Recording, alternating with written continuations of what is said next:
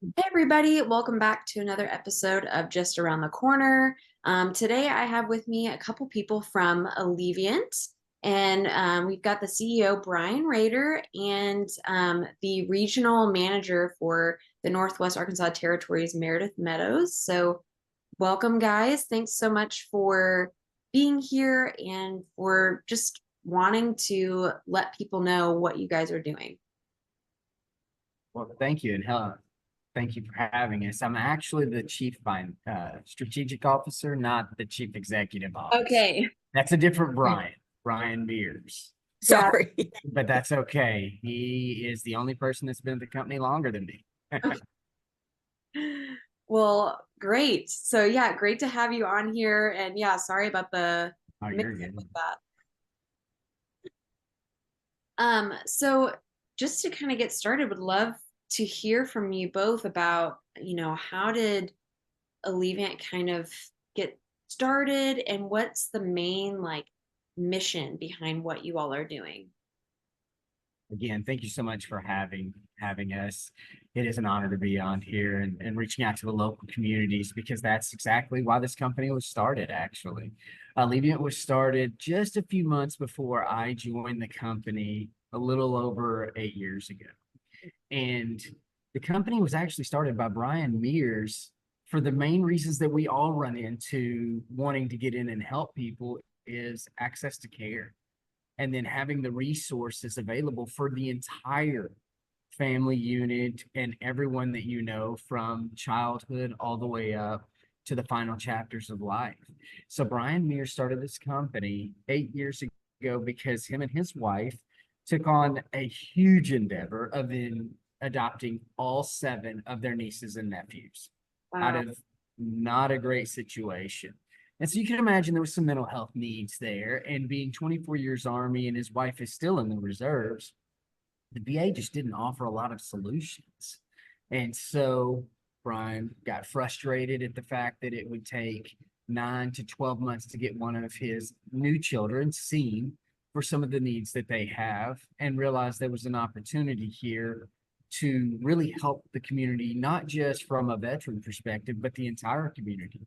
So when he brought me on, the main goal was to, number one, have easy and affordable access to care. How can we get someone in a quick manner? And right now, we pride ourselves on getting people in, depending on one of our 9 locations throughout the state of Arkansas. We can get people in as quickly as 1 to 2 days. Unfortunately, we still have to play the payer game with their insurance because we don't want people to come in, set an appointment with us, and then get that sticker shock on checkout, right? So we tell people their financial responsibility in advance. And then we work with them if they don't have mental health as part of their insurance coverage through their employer or whatever they may have as a carrier. We work with them on that. We offer cash pay rates to help that be affordable and even payment plans. Because the last reason someone shouldn't get help is because they can't afford it or because they can't get an appointment. And unfortunately, that's the main issue within our industry. And so that was one of the first things that we did was say, we need to be able to take all insurances. We need to be able to get people in within a timely manner. And then the third thing that we did is every specialty from a medical perspective communicates with each other. So if you go to see your family doctor and they send you to the heart doctor, the cardiologist is going to send the notes of that appointment back to your family doctor. If ladies go see the OB, those notes go back to the family doctor. Neurology for nerve issues. The entire medical team's in communication. But when they come to psych, nobody really knows what's going on because very few times do psych providers communicate with the rest of the medical team. So what we have done is whenever we see someone, we ask them all of their medical providers and their therapists, who are your individuals that you work with on your medical team? And a lot of people don't think of therapy or psychiatry as a medical team, but it absolutely is. Because the brain and the body don't work independent of each other, but for some reason in this country, we treat them independently. It makes absolutely no sense. And so that's one of the big things that we do is whenever someone comes to us, we ask them, therapist, family doctor, if it's a female OB, pediatrician for the kids, anybody within their medical team, whenever we enter in a note after they've seen one of our providers, when our provider hits save and close, it automatically faxes to everyone listed in the ROI, release of information. That keeps everyone on the same team. It also allows that other provider, whatever that may be, to understand, hey, we are going through this, especially for OB postpartum.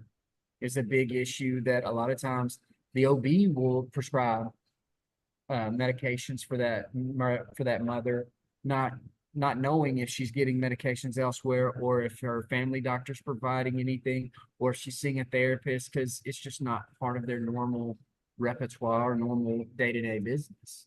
And so we try to put everybody on that same page just to make it easier for people to understand,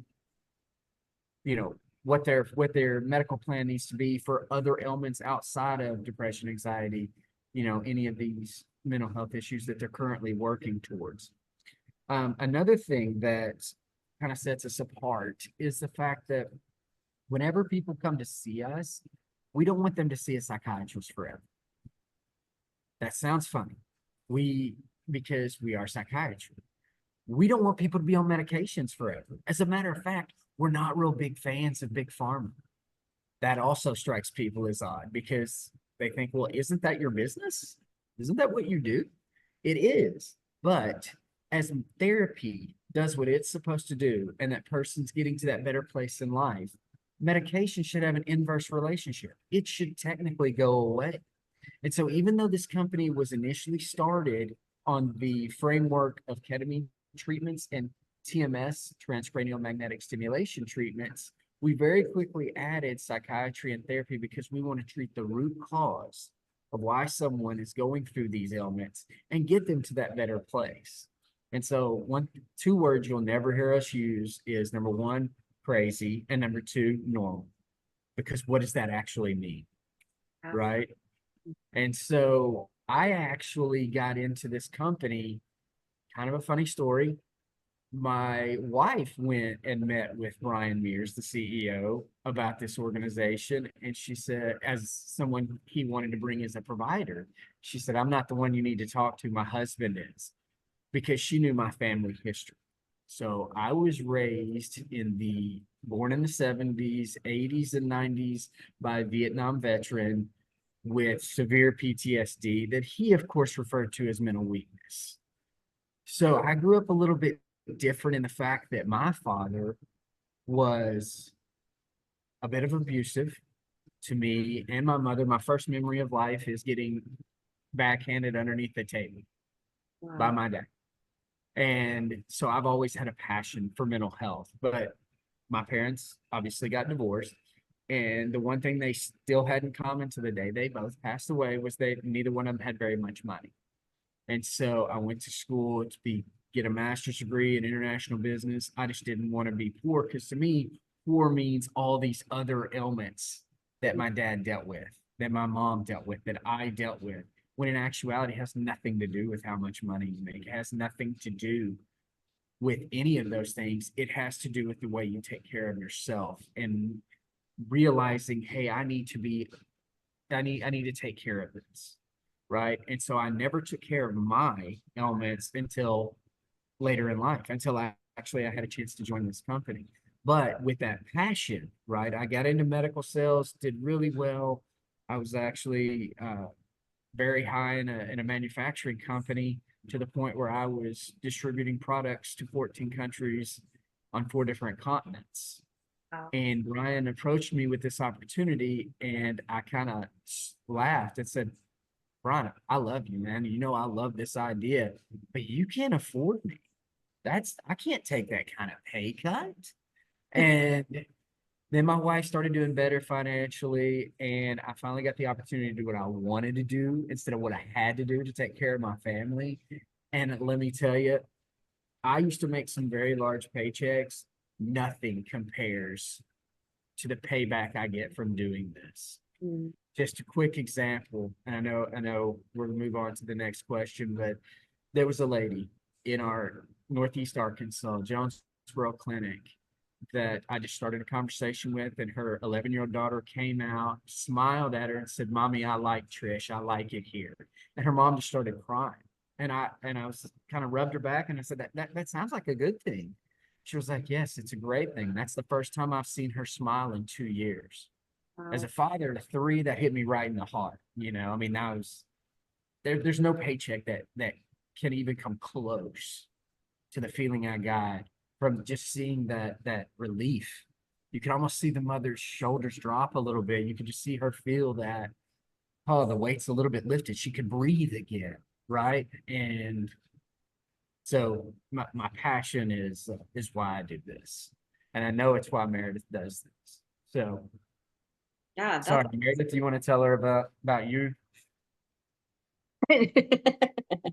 Well, it depends. Or Sarah was another. I can probably take on another question instead. Or no, what were you thinking? yeah, go ahead, and would love to hear about, yeah, just your picture and your story and all of this too. I think, like Brian said too, the passion for mental health. I mean, I think that's kind of why we all get into this. Mine started to, I think, again, like most everybody, is family history. I had some family members that dealt with mental health issues. And my first job out of college, I actually promoted Prozac. And so I got to know a little bit about mental health then.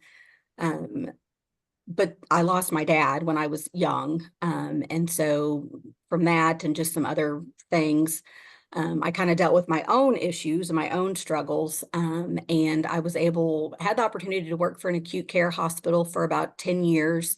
And then found Alleviant, I guess, about 2.5 years ago. So I've been in the mental health world for over 12 years. And I just think it's an amazing opportunity for us. I mean, yes, I'm promoting a company, but it's more than that. It's helping people understand and realize that there is hope out there and that you can heal. Even if you've been dealing with someone or something for 40 plus years, there's still that opportunity with services like ours, with medication management, and of course, with therapy, especially. You can find a way out and realize that there is hope and there is another way to live, even if you do, regardless of what your mental health diagnosis is. And I think that's what's important to me, is just being out in the community and, being the face for Alleviant, but also being an advocate for people that are, dealing with mental health issues. And again, just helping people realize, hey, this is not something that you have to deal with by yourself or with for the rest of your life. Yeah, that's so great. Of just what I'm hearing both of you say is that you both stepped into Alleviant after having had your own personal experiences with life and pain and trauma, and really being introduced to a new way and a new opportunity to engage with your own stories and how you can then share that with other people. And it really also sounds like too that the heart is just to give people streamlined care that prioritizes them and prioritizes communication amongst all the providers, so that patients and clients are not having to do all of this red tape of like, okay, now I have to go call this person and tell them this, and there's a mix up here because this person's not talking to this person, and really just wanting to help it all come together so that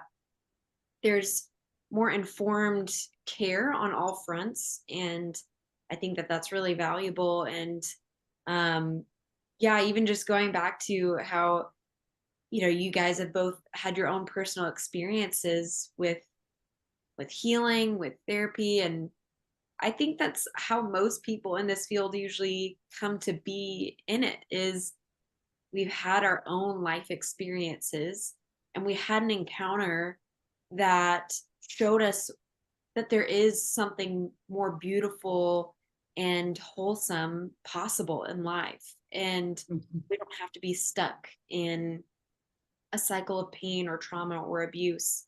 And there's more out there for us. And I mean, I can say that that's true for myself too. And so I just think that's so beautiful of how you guys are handing something that you've tasted for yourselves? Spot on. And I think a lot of it too, Sarah, is, connecting people within the community, like you and I connecting, and then, I can let, I'm out in the community all day, every day, and so is Brian, but, we're in primary care offices, we're in other therapy offices, we're, in OBGYN clinics and peds clinics. And, that's one thing that I get a lot of questions on is, I mean, obviously we provide the med management side of things, but we're also huge proponents of therapy because we know if you combine the two, you're going to have better results. I mean, it's, the medication could only do so much. You've got to do the brain work.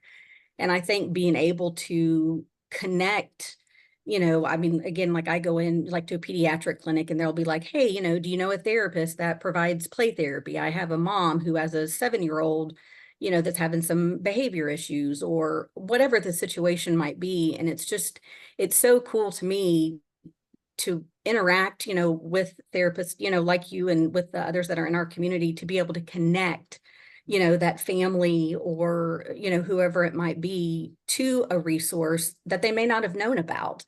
And that's one thing that that's really important to me too, in addition to, promoting our services, but also learning about other resources in the area, which I think is why your podcast is so important because people don't know where to turn.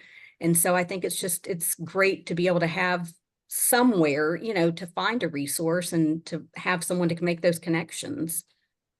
Yeah. Spot on.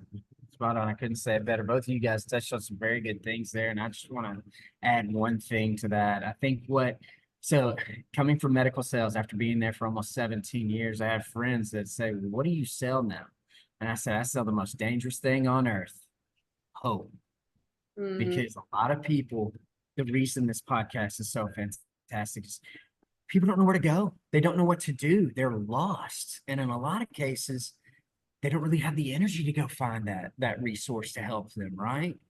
And so to be able to come on and visit with you and the people that follow your podcast and just letting them know, hey, there is help out there and it's okay.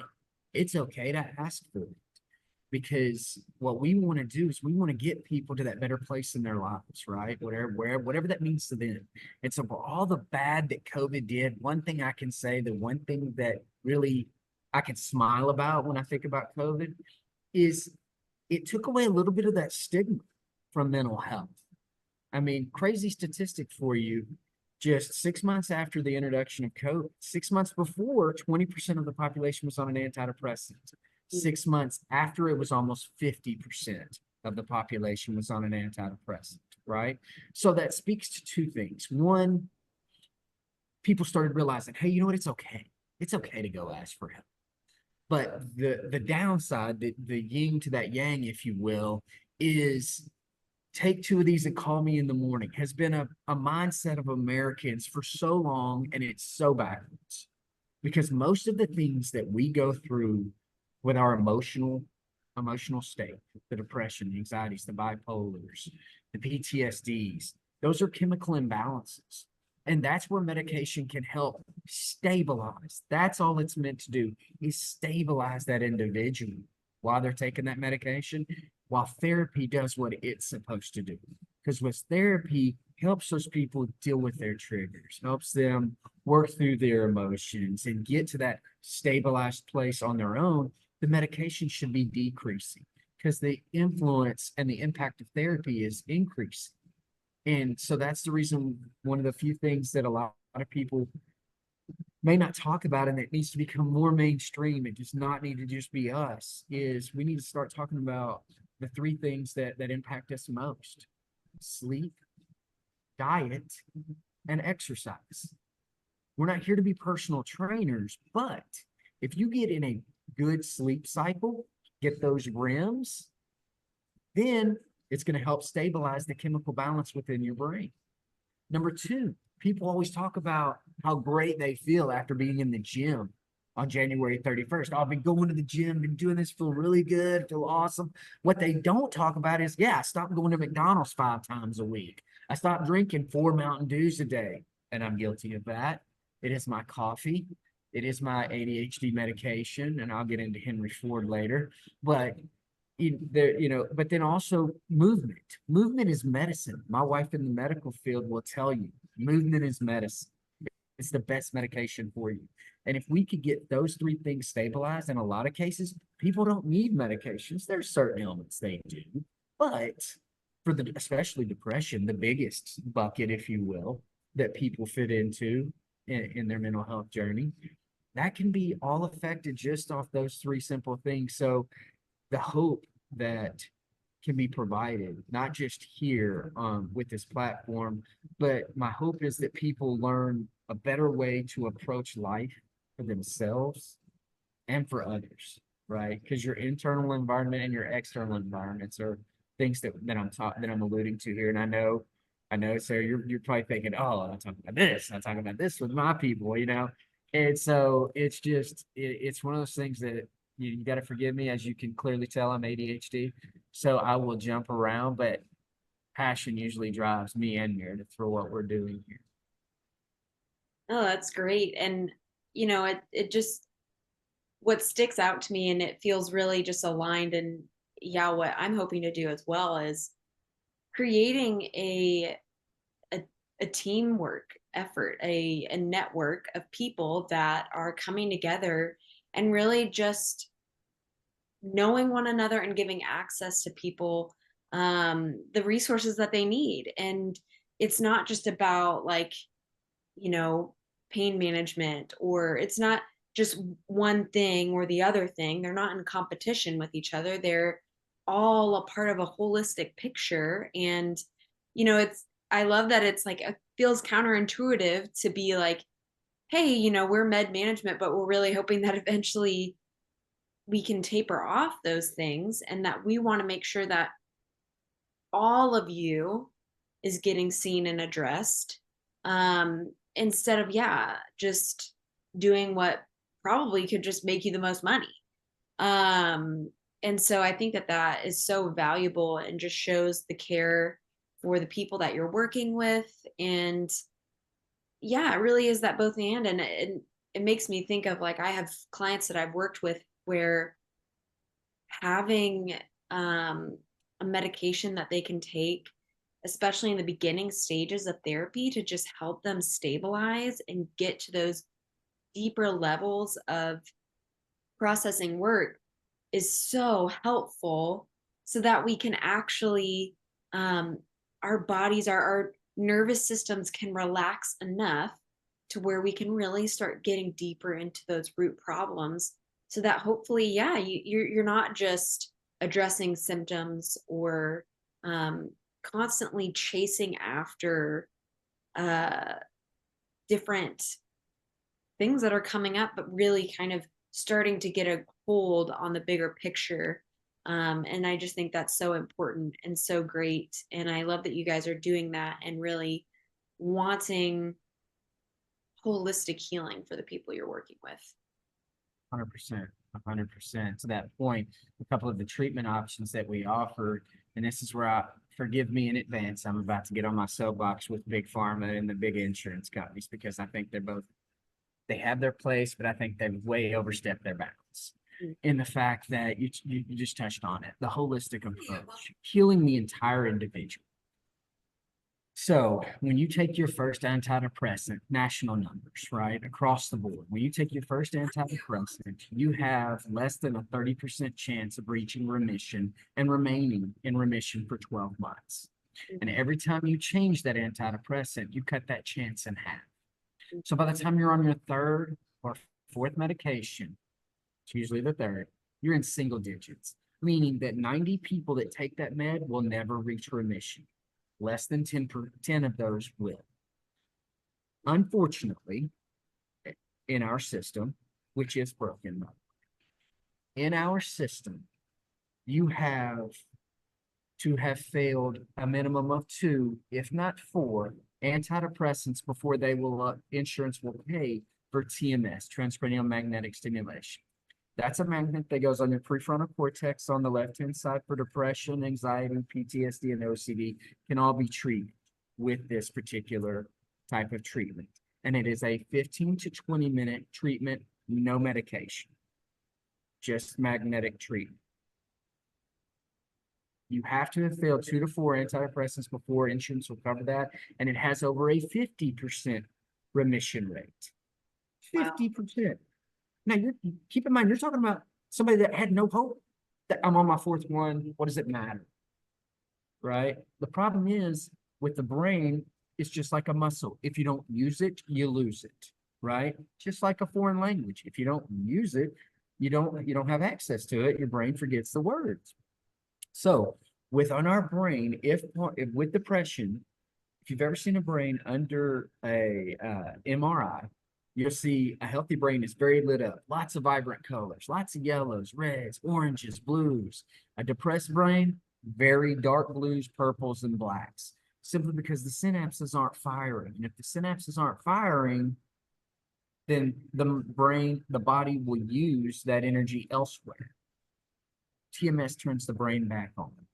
TMS does what the medication's supposed to do, but the medication a lot of times can't get to where it's supposed to go, right? So we're turning that brain back on with TMS, and I'm making it very layperson terms here, but that is one of those treatments, especially for nursing mothers. They don't want to introduce any pharmaceutical into the breast milk for the child, or somebody that's already on a pharmaceutical matrix that'll make your head spin.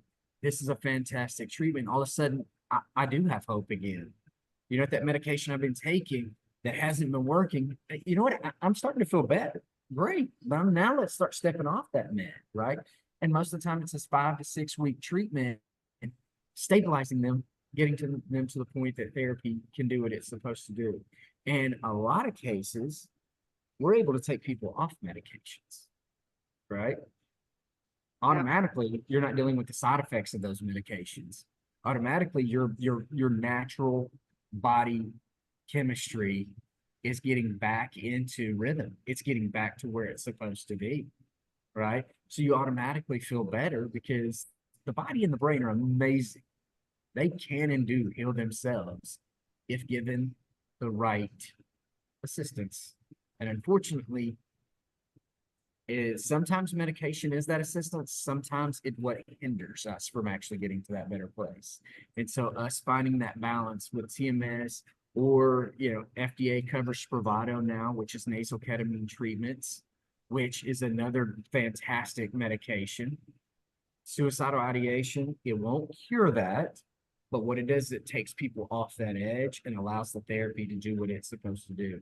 So anybody getting an IV ketamine, Spravato treatment, please see your therapist within 24 to 48 hours of getting that treatment, and write down 5 things. Anything doing with the 5 senses, anything you see, hear, taste, smell, or feel, write it down. It may seem benign in the moment, but that could be exactly what you need to open up that door and unlock what we've been trying to work on. And once you reach that spot, right, and you and your therapist are working through that moment, you can do that without shame, without self-loathing, without fear of judgment, and just be in that moment, heal yourself from the inside out.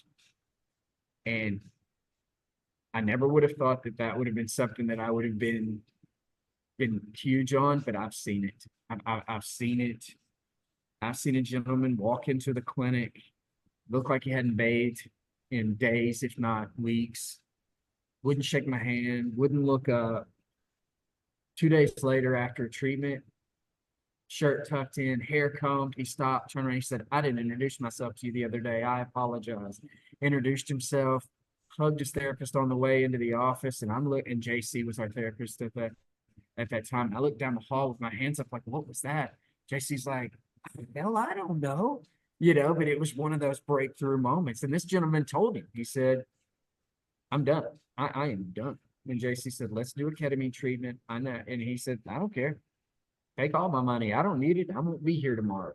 2 days later, he's telling me how great life is, how much he loves his dog, telling me about his dog, and just it was one of those moments that just kind of made me realize, hey, you know what? You made the right choice. You made the right career move, because I got a chance to be part of something awesome. And if you've ever been part of one of those moments, there's no feeling like it. Yeah. And really, yeah, it's so great that you're talking about these forms of treatment. And I don't think a lot of people are aware that they're available or that they have access to them. And yeah, that once you get prescribed a medication like an antidepressant, that this doesn't have to be like, well, I guess I just have to take this for the rest of my life because my brain's screwed up. Like, there are ways that we can really get to the source and treat these things. And um, medication is really valuable, really helpful, and also not some sort of death sentence. I have clients who will say they feel like they're in a bind because they're having side effects from their medications that they don't want to have, that are maybe causing issues. And yet they also feel like they can't not be on it because without it, they also can't function well. And so it's so great that you're saying like, hey, we're providing medications to help stabilize, and we also have other treatment options and are going to help direct you towards different treatment options so that you can get to a place where you can live a happy and full life that doesn't require you to compromise yourself in really any capacity. And that's so good. And it really is incredible how what seemingly was impossible all of a sudden became very real, and that hope is restored. And that's such a beautiful thing to get to witness, and is encouraging, I think, for me and hopefully for listeners of, hey, even if it feels like there's probably no other option left, like there are options, there are treatments available.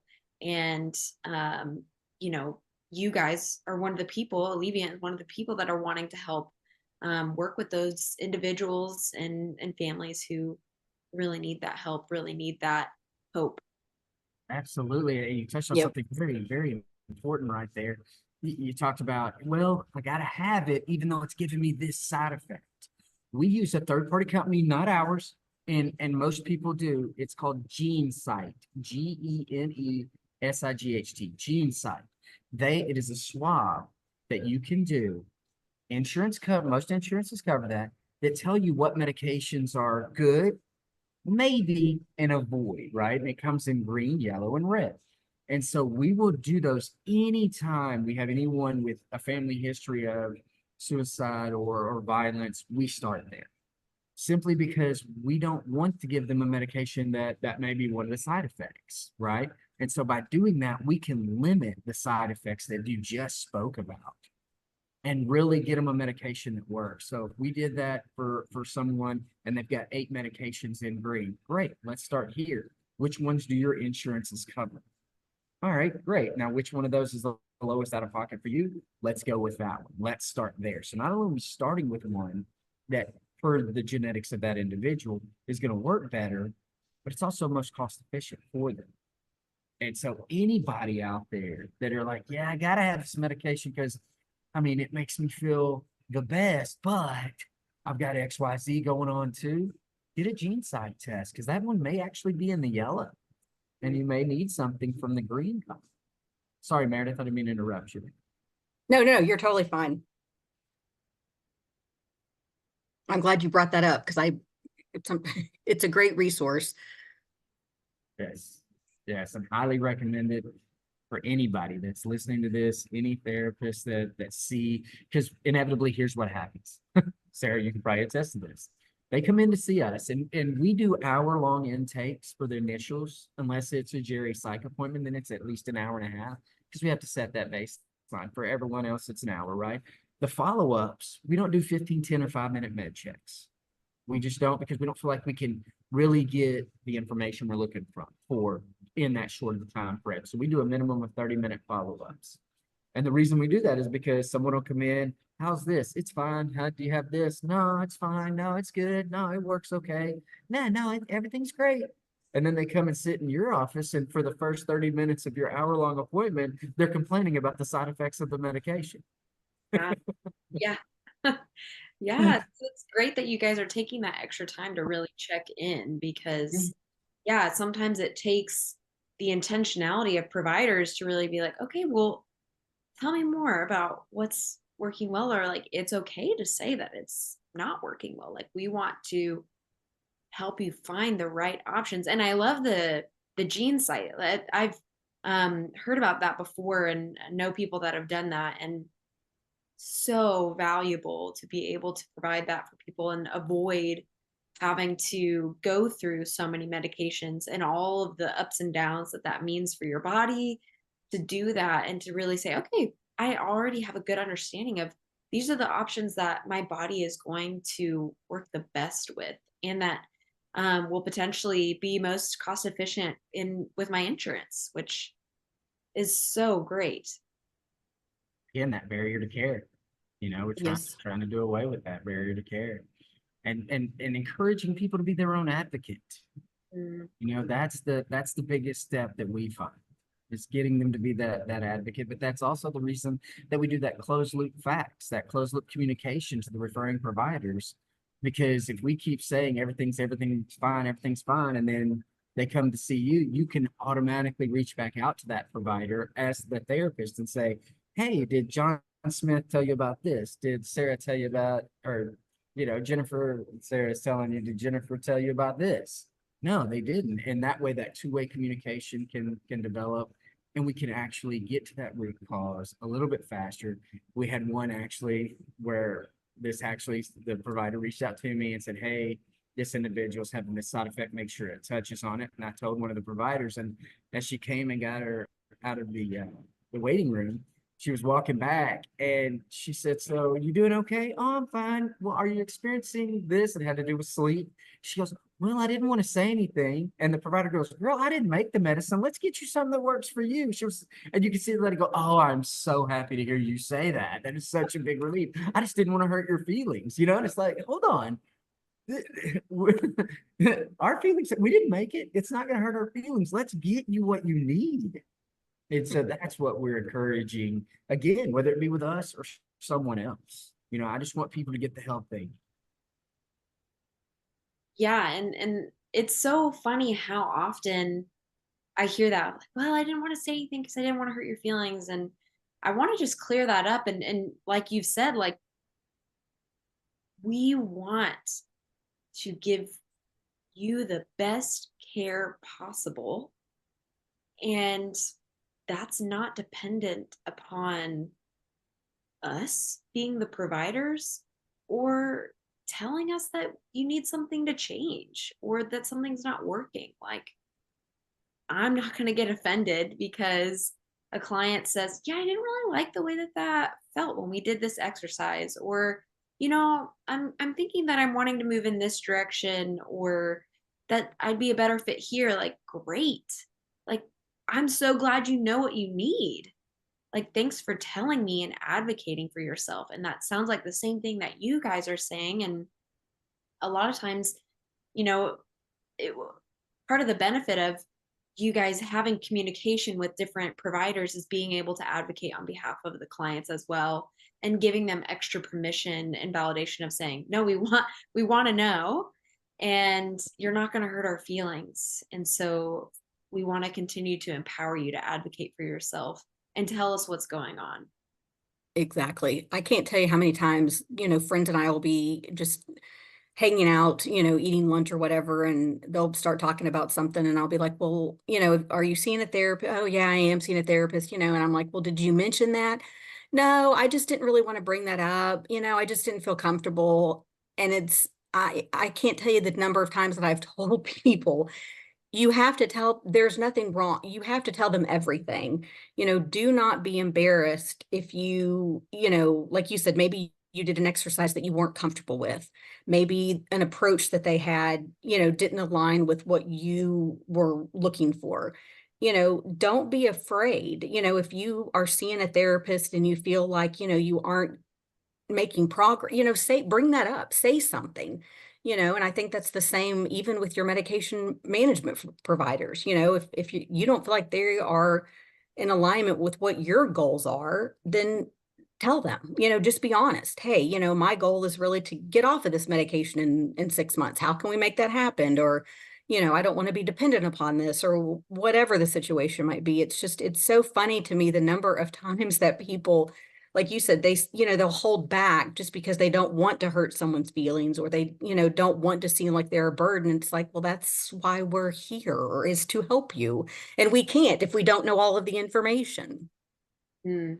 Yeah, and really is like what I like to tell clients is whoever you're going to see, like when you go see a doctor, they are the expert on the body in knowing what goes on in the body, how to treat those things, but you are the expert of your body. You know what's going on way better than anyone because you're living it day in and day out. And so you can trust yourself to have a good picture of what that looks like and to be able to say confidently, this is what I'm experiencing.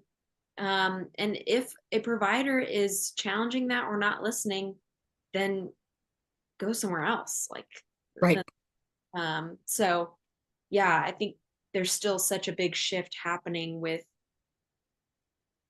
people learning how to have a more collaborative process with their providers. And, um, a lot of that is kind of what we touched on, just navigating insurance and all the little loops. But yeah, it's so important to be honest and to be clear, because otherwise we can't really do our jobs well because we don't really know the full picture. And then the client just ends up getting hurt in that scenario of they don't actually get what they need.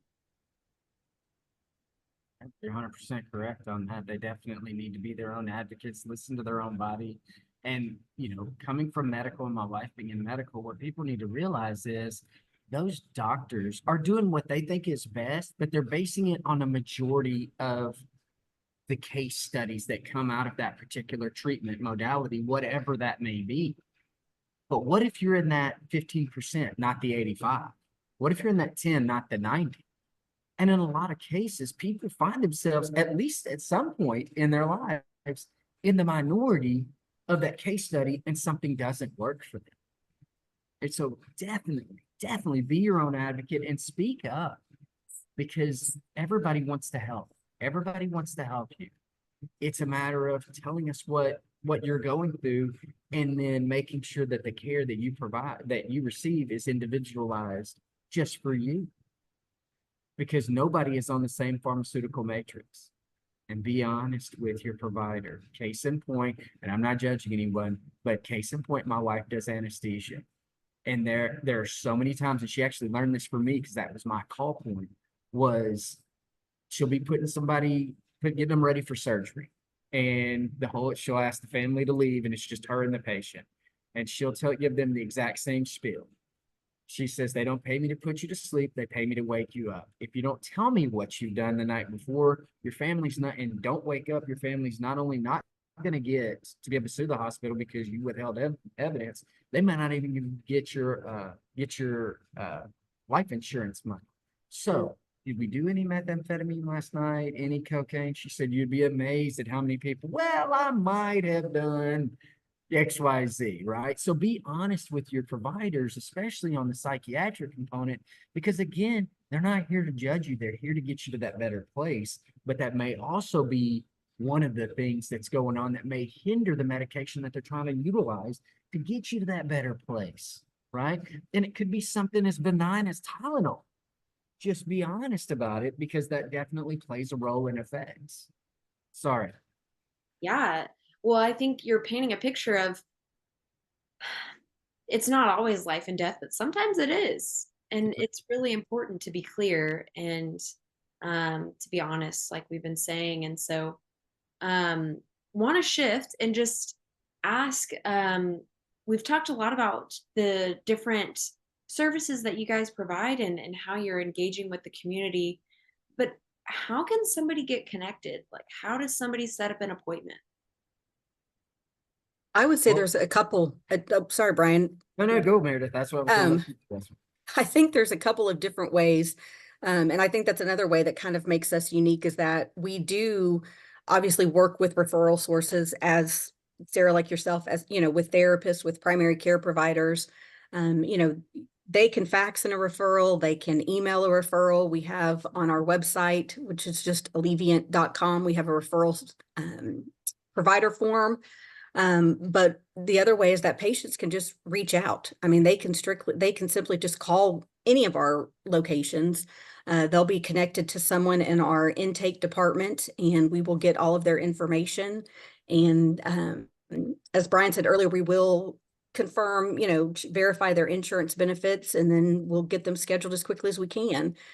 So there's really a bunch of different options on ways to get contacted. Like I said, we can do fax, email, phone call. We've even had people sometimes just stop in our clinic. So however they want to get the information and get contacted is totally, there's a variety of ways. Yeah, and one of the growing ways actually is on our website, alleviant.com, alleviant.com. In the top right-hand corner, it says schedule now. And you can schedule your own appointment right there. And that's one of the fastest growing ways that we're receiving people to come into one of our 9 clinics here in the state of Arkansas. And it's so fantastic in the fact that they can put in a majority of their information. So whenever they, you know, we're going to reach back out to them to schedule that appointment, let them know their financial responsibility in advance so that they're not getting that sticker shock on the back end, which sometimes people can have. I mean, we've got 2 ladies from the exact same company and the exact same job. One of them has mental health on her EAP, part of her employer insurance plan, and the other one did not. And as you can imagine, when they talked about it, they had very, very different experiences on the financial side. And so we're definitely here to have that conversation. But by scheduling online, we can get back to them within a day. If you send that in before 2 p.m. Central Standard Time, we're going to reach out same day. If it's after, if we're not able to get to you on that day, we'll give you a call the next day to try to get that scheduled. But it's really dependent on what your insurance company tells us. And we're actually always affecting this process to make it as easy as possible. Again, the main reason we were invented was access to care, right? And so we definitely don't want to hinder our own process. And so we're adding a software that'll make it even easier for people to be able to not only get an appointment, pick the provider they want, pick the location they want, whether it's in person or tele, because some people can't drive. Sometimes one of our 9 locations may just be too far, or I can't get there because of work. I can't tell you how many times I hear providers talking about doing tele appointments with people sitting in their car or in their office. And so we want to make sure that access to care is as easy as possible. So yeah, call us, get online. You know, the only thing we're not good at is smoke signals, but everything else we can do. Or Man, pigeons, carrier pigeons probably too. man, I would love to see somebody reach out that way. That's great. Yeah, it sounds like there are a lot of ways to um, reach out and connect, and that there is flexibility for clients who might not be able to make it into one of the office locations physically in person, which is really great. And yeah, I will be adding just like the website onto this post so people can access it. Um, and any just kind of like as we wrap up today, any last just like things that you really feel like people should know about Alleviant and what you all are doing? Meredith, you want to go first? I think the other thing too is just, you know, especially from Brian, I mean, like Brian said earlier, he's, you know, at a conference today, but I think just being involved in the community. You know, we want to be out there and let people know that, hey, you know, we are a part of your community. We're not just this, you know, corporate being, but, you know, we are out, you know, doing conferences and expos and different community events. And I think that's also important. And so, you know, any way that we can be a resource for people in that way, or just, you know, being a resource in general, then that's definitely what we want to do. Absolutely.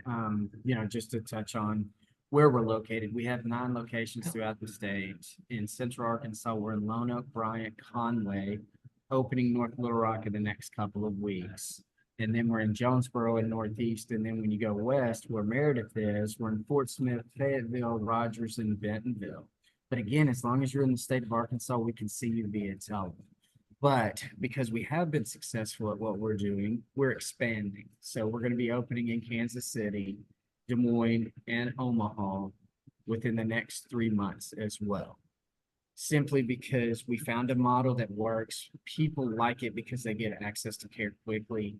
They get to know what their financial responsibility is up front. And I know I keep touching on that, but you wouldn't believe how many people will stop me and tell me thank you for that. Because, and then explain it to them, say, no matter what psychiatrist you go to, that's going to be your responsibility because the way your insurance is set up. And then explaining to them how insurance works. I think that should be a class in high school, if we're being honest. We got some high school classes that I'm never going to use that. I'm going to use, how do I read a bank statement? How do I understand the insurance coverage? These are the things that we're going to use. Why aren't we not? Anyway, another soapbox sidebar. But the one statement that I say quite a bit, and this is one that I hope people start using all over the place, but especially here in Arkansas, is everyone has a therapist, just not everybody pays for it, but everybody gets what they pay. That's so good. Yeah. Yeah, you get what you pay for. And yeah, thanks for sharing just the locations. And I think even just specifically to Northwest Arkansas, it's good to know that there are lots of locations in the area, and great that you guys are expanding to other states and just widening that net. And, kind of my focus with this podcast is what's available in Northwest Arkansas. But my hope and my big picture dream is, I just want, no matter where you are in this country, in this world, to know and to have access to the resources available to you. And so I love that this model has really been benefiting so many people, and that it's getting to continue to impact more people just around the states. So that's great. And yeah, thank you guys just so much for talking with me today, and really just letting the community know what you guys are doing, how they can get connected, and that there is hope and there are a lot of amazing resources available, and that you guys are people that can partner with them in that journey. So thank you guys so much. Thank you, Sarah. Thank you tremendously for having us. I think this is great, and I can't wait to hear. I'm looking forward to getting the link from you so that I could listen to some of the other podcasts too that you've done. I've Googled a few of them, and I'm really excited to see, because I think, again, it's just me trying to find more resources. So I am very, very excited, and thank you, yes, tremendously for having us and for giving us time to let you and everyone else know about Alleviant. I think we're pretty proud of what we do, but again, it's the people that really make a difference. And I'm just glad that we are able to share what we do and what we have a passion for.